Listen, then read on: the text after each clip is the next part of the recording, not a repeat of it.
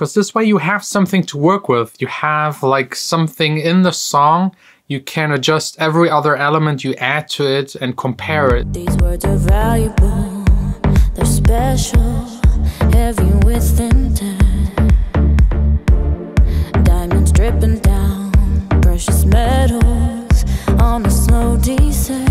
Hey guys, welcome to the studio, welcome to the vlog. Today I wanted to try out something that I haven't done in a while, the most classic way to make any kind of house music. Back in the days, you recorded an old vinyl. By the way, it's also the same working process for a lot of the classic hip-hop music. You sample a vinyl and chop it into bits and pieces and then play it again in a very natural way, like the classic MPC. I haven't done that in so many years because there's so many other plugins to get similar results, but there's still something special about this working process because you never know what you will end up with. And I actually got a new software that helps me to do this in the most efficient way. It's by Serato, the same guys that also make the vinyl virtual control system that I actually used to DJ with back in the days when I was still playing hip hop music. Because you have like the real vinyl feel to the most part, and still all of the advantages from like digital, because you can play all songs nowadays. Not every single song you want to DJ is actually being released on vinyl. So first up, going through some of my old records, hopefully not losing too much time doing so, because I don't know, it's like full nostalgia for me and I usually get lost like pretty hardcore. Good stuff, really old school, good stuff. Usher, Confessions Part 2, Psych and Sugar Star. A really good old school house classic song, and I actually met one of the guys. They're still active, still producing a lot for other people, and was a great honor to actually meet him in person. Also a classic, Cisco, Thong Song, That Mouse, Strobe, Still DRE, Bootleg, Super Mode, Tell Me Why. I think Super Mode was Axwell and Steve Angelo, but I'm not sure. Maybe it was Steve Angelo and then Grosso. I don't know. A great record. Aiken, Locked Up. This was, by the way, the very first record that I ever got. That's the first one I bought. That's exactly the time around where I started collecting records. A rare one. Still originally packed, Michael Jackson, Beat It. That one I also love. The Roots, See, man. California Love, 2-pack. I think we got enough. Let's just play some of them, sample them, basically just recording them out of the DJ mixer with one cable into my computer, and then down to the B studio and actually trying to come up with something.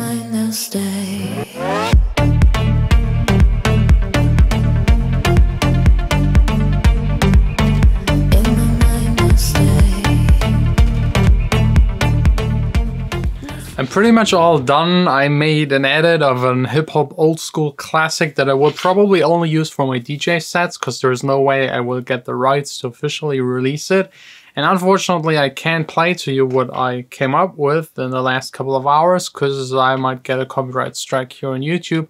But let me show you instead the software that I've used, because that's actually quite interesting, how to chop up a song and be able to play it with your MIDI keyboard and this way come up with new creative ideas. So I loaded in there my song Secrets, and if you're familiar to Serato, you already know the waveform. It's my favorite by far because it has like the multiple colors and you can see bass and basically red, and higher frequencies are green, yellow and white, which really helps out a lot. Then you can set the key, you can set the BPM, make it sync to your project or not. And then basically you go on to find samples and it will detect for you the entire song, run through it and put samples. And then you're pretty much already able to play it.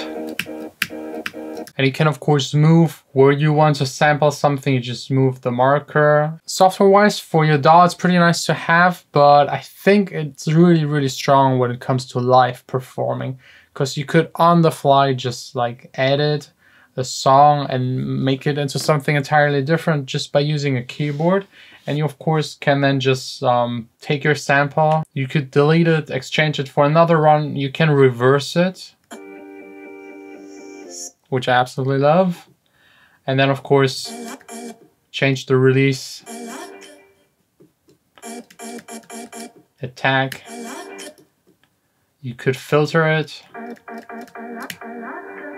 The only thing I don't like, or it's maybe not implemented yet, is like double clicking onto a button and resetting it to 0, or command clicking it. It doesn't work, so you have to do it manually. Also clicking on that little dot there doesn't do it. So that's really something I would love to see implemented.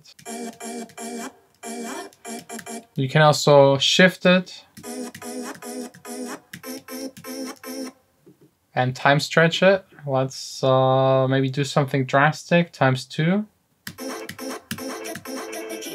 And you can also change the algorithm from monophonic to polyphonic. So that's basically already it. It's pretty basic, pretty simple. It does what it's supposed to do. It's right now, by the way, on like sale for Black Friday. I'll link it down below if you're interested. If you need something like this to sample, or maybe try out another approach to music making by just taking someone else's song, an old classic, and just sampling stuff out of it and build something new, or at least have like a foundation to build a new song up on the stuff you've sampled. Now, let me continue working a little bit and hopefully finalizing 100% that song that is like a DJ edit.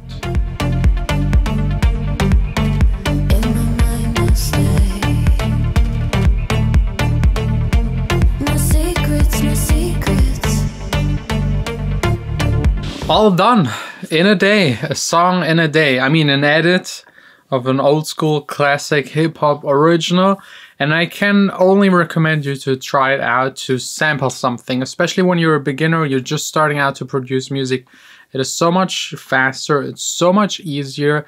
You could also try doing remixes, remix competitions, sampling, because this way you have something to work with. You have like something in the song.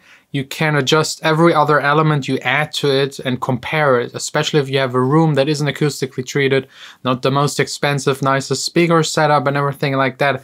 Sampling could actually help you to just have that starting point, build around it, and then eventually going over to just making it entirely yourself. So happy sampling, happy Black Friday shopping. Tomorrow another episode here in the studio, and I will share the track pretty soon on my SoundCloud in one of my DJ mixes. I think I shouldn't get into trouble for doing that, but unfortunately I can't play it to you. It's cool, it's like funky and like chopped up stuff out of the original. And I think it works, especially on the dance floor. Anyways, that's it. I hope you enjoyed today's episode. Tomorrow I'll do probably, I don't know, just tune in. Tomorrow, back of course, here in the studio, making music.